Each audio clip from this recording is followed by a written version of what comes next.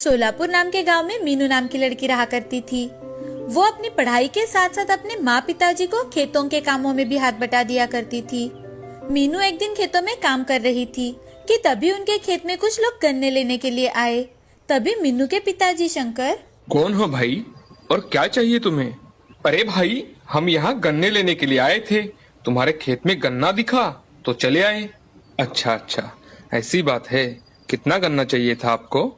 जी, हमें 50 किलो गन्ना चाहिए था। क्या आप हमें अभी गन्ने काट कर दे सकते हैं? जी ठीक है, मैं आपको अभी गन्ने काट कर दे सकता हूँ, मगर मुझे गन्ने के दाम 15 रुपए किलो चाहिए। अरे भाई, तुम इस गन्ने के ज्यादा पैसे लगा रहे हो। हम तो ज्यादा से ज्यादा 12 रुपए देंगे, उसके ऊपर 1 रुपया नहीं दे सकते हम। ठीक है, अभी देता हूँ। ऐसा कहकर शंकर अपने खेत से गन्ने काटकर उन लोगों को दे देता है। थोड़ी देर बाद शंकर अपनी पत्नी सुमति के साथ घर चला जाता है। घर जाते ही सुमति हाथ मुंह धोकर रसोई का काम करने के लिए चली जाती है और मीनू अपनी पढ़ाई करने बैठ जाती है। तभी शंकर सुमति से, अरे भगवान, जो मैंने तुम्हें पैसे दिए थे वो अलमारी में ठीक से रख तो दिए है ना? नहीं जी, मैंने तो वो भगवान के सामने रख दिए हैं, बाद में अलमारी में रखूंगी। आपको नहीं लगता कि उन्होंने हमसे बहुत ही कम दामों में गन्ना खरीदा? अरे भाग्यवान, वो तो मुझे भी पता है कि उन्होंने कम दाम लगाया, मगर घर आए लक्ष्मी को हम कैसे ठुकराते, इसलिए मैंने उन्हें गन्ने दे दिए। आपकी ये बात सही है। चलो मैं खाना बनाती हूँ। उन दोनों की बातें मीनू सुन रही थी। मीनू अपने पिताजी से, पिताजी, क्या हमारे खेत का गन्ना इतना सस्ता बिकता है? अरे नहीं बिटिया, वो तो बहुत अच्छे दामों में बेचे जा सकते हैं। गन्ने को शहर में बहुत अच्छा दाम मिलता है, मगर गन्ने को शहर में कौन लेकर जाएगा, वो एक बहुत बड़ी समस्या है। पिताजी, ठेले पर तो गन्ने का जूस बहुत महंगा होता है, 20 रुपए तो होता ही होता है। बिटिया, तुम्हारी सारी बातें सही है, मगर हम कुछ नहीं कर सकते। शहर में लेकर जाने के लिए खर्चा भी तो आएगा। हम गरीब किसानों को वही दाम पड़ता है।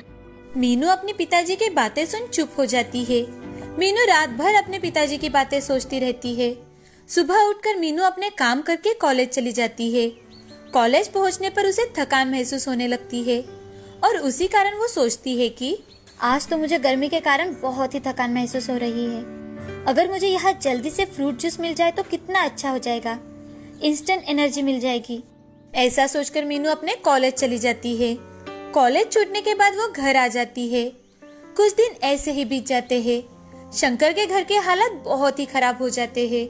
उसमें मीनू की कॉलेज की फीस भी आ जाने की वजह से शंकर और मालती टेंशन में आ जाते हैं।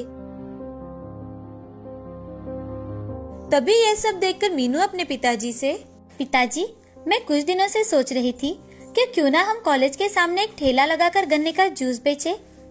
वहाँ आसपास कोई भी ठेले वाला नहीं है और कॉलेज करके मैं आपका हाथ बटाने आ जाया करूंगी। मीनू की बातें सुन शंकर और मालती सोच में पड़ जाते हैं।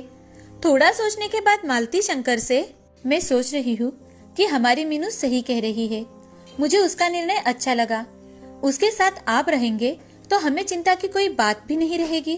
अच्छा ठीक है, मगर गन्ने का जूस निकालने के लिए हमें मशीन भी तो लगेगी ना?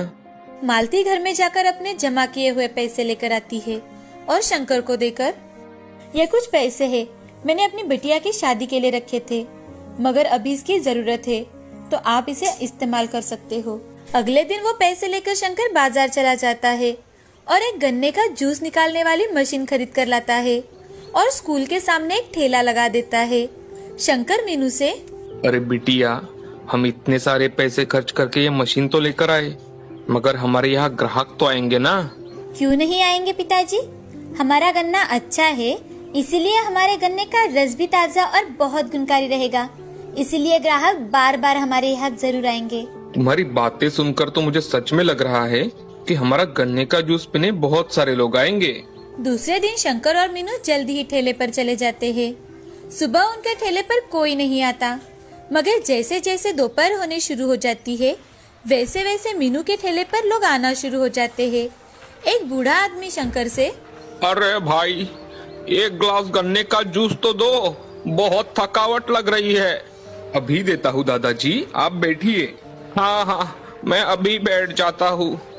ऐसा कहकर शंकर गन्ने का रस निकालना शुरू कर देता है। कुछ मिनटों में ही गन्ने का जूस तैयार हो जाता है। तभी शंकर एक ग्लास में जूस डालकर वो बूढ़े आदमी को दे देता है। बूढ़ा आदमी गन्ने का जूस पीने के बाद बहुत खुश हो जाता है और बूढ़ा आदमी शंकर से, अरे भाई, तुम्हारा गन्ने का जूस तो बहुत स्वादिष्ट है। मैंने इतना अच्छा जूस आज तक नहीं पिया। ये बहुत लाजवाब है। धन्यवाद बाबा। बूढ़ा आदमी अपना जूस पीकर वहाँ से चला जाता है। तभी दो नौजवान भी उनके यहाँ आकर जूस पीकर चले जाते हैं। ये देख मीनू और शंकर बहुत खुश हो जाते हैं। मीनू अपने पिताजी से, पिताजी, मैंने आपसे कहा था ना कि हमारे यहाँ ग्राहक आएंगे। ये तो शुरुआत है, आगे तो बहुत ग्राहक आएंगे। हाँ बेटी, भगवान करे तुम जैसा कह रही हो वैसा ही हो। ऐसे ही दिन प्रतिदिन मीनू के ठेले पर ग्राहक भीड़ करने लगे। ग्राहकों को उनके गन्ने का जूस बहुत ही अच्छा लगता था और उसी वजह से उनके ग्राहक आना बढ़ गए थे। कुछ ही दिनों में शंकर ने मीनू के कॉलेज की फीस भी भर दी और अपने खेतों के साथ ठेले का काम भी संभाल लिया। शंकर की पत्नी मालती भी उनके साथ काम करने लगी थी। अब मीनू और शंकर की कड़ी मेहनत रंग दिखाने लगी थी। शंकर ने उसी जगह को खरीदकर उस पर अपना खुद का दुकान बनाया और अपना गन्ने का जूस बेचने लगा।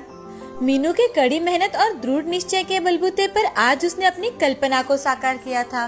तो दोस्तों, इस कहानी से हमें ये सीख मिलती है कि जिंदगी में हार मिले या जीत, हमें कोशिश करना छोड़ना नहीं चाहिए। वो कहते हैं ना, कोशिश करने वालों की कभी हार नहीं होती।